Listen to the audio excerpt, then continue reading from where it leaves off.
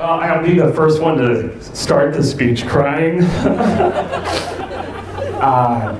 I kind of expected him to end that speech with saying he had like a day to live or something. And I was rooting for it. Wow. Jeez. That was a beautiful ceremony today, especially if you were sitting right behind Tyler. Tyler's girlfriend told me earlier it was the most moving thing she's ever seen. That was a sex joke. We're starting. Grandma, just checking in. Can you hear? Good. Turn it on. We're good? Okay. Excellent. We're doing it. But it really is great to be surrounded by so many family and friends here, especially since so many of you were on the maybe list. That includes you, Grandma. You're the last cut. You were Joe's 4th grade teacher. So we'll see how your present goes. It was really cute to sit next to her during the wedding when Christina took like a second longer and Grandma turned to me and said, maybe she changed her mind.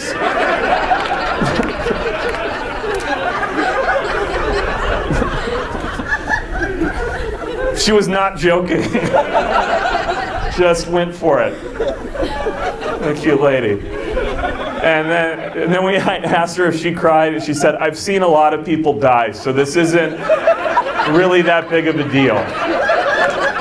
So keep that in mind when you're getting married. It's really rare for a best man to be involved in how a couple got together, but I was able to do that. Joe and Tina met online. What you might not know is she sent me 50 messages before she met Joe. And I had to block her because so many were inappropriate cat videos. Those poor cats.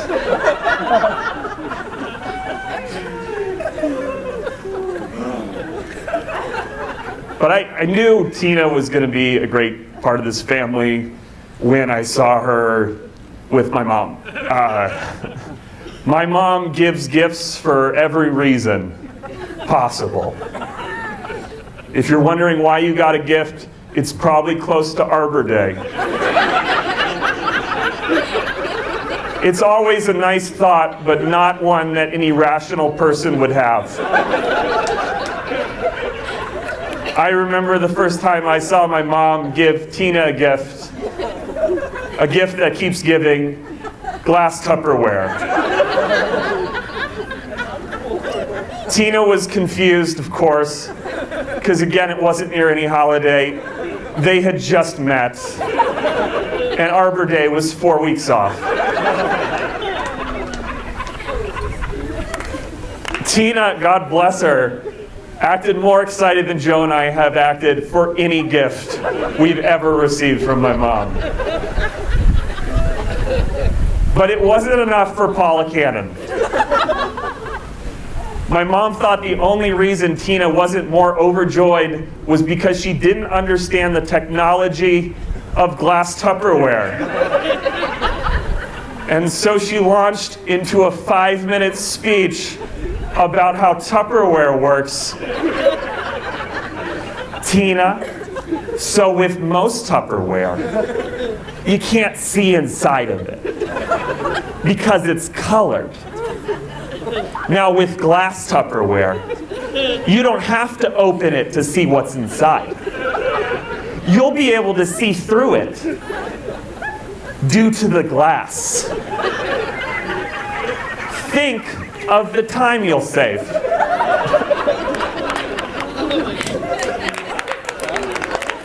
And then Tina was like, oh, I get it now. This is better than I thought. And my mom said, it truly is. And it was at that point I knew Tina could get along in our family. And then my mom said, also, if you need a new toaster, I ordered too many. Feel free to take one on your way out. And it was that point that I realized how lucky we are to have Tina.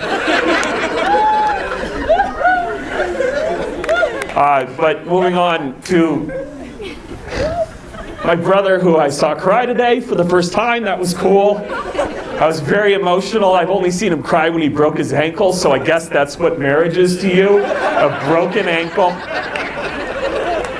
Adorable. Very cute. He's born to Paula Cannon and my dad, Pat Cannon, who met at a bar, because where else would you meet my dad?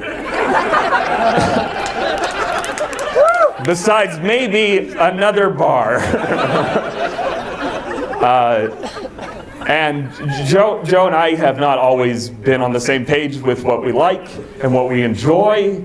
We've been different people since the beginning. Legend has it that my dad was driving us to the San Diego Zoo and we were listening to Sunday Night Football and the Jets were playing the Dolphins. I'm only tearing up because I'm thinking about the Dolphins. And Joe announced in the car, "I love the Jets." Bold move. Joe's always been confident. And then I announced, "Well, then I like the Dolphins." From that point on, neither of those teams have ever had a significant victory. But a sibling rivalry was born. Joe and I have had different tastes for our entire life. He liked MTV, I liked Nickelodeon. Joe liked girls, I liked Nickelodeon. Joe cared about sports, fashion, and music. I wondered if deodorant caused cancer. It does. And so we've had different experiences, but the one thing Joe and I connected on was professional wrestling.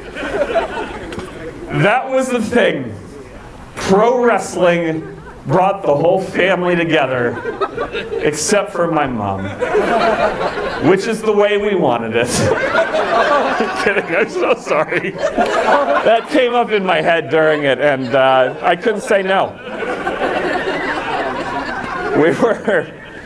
We would watch wrestling together. Joe and I had all the toys, we had all the games, we had everything that was WWE. We even filmed our own pay-per-views for the Pillow People Wrestling Federation, which is now defunct.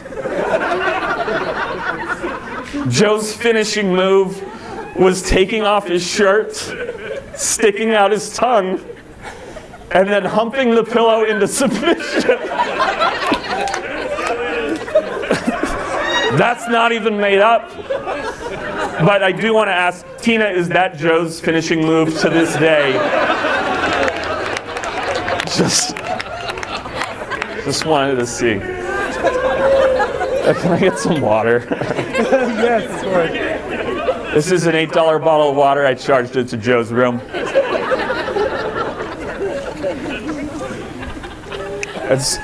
But there, Joe, we just never got along, and there was this point where this toy came out. It was called WWE Slam Cam, and it's the greatest toy ever invented.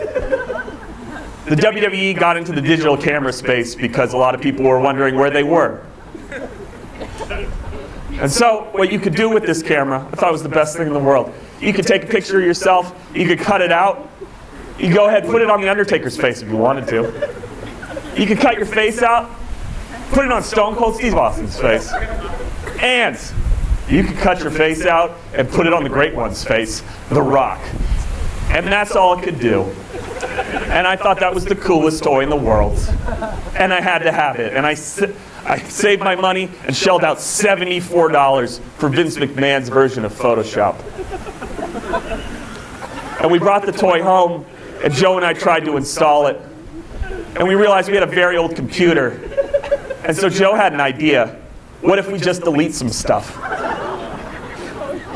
And I was like, that's the smartest thing I've ever heard.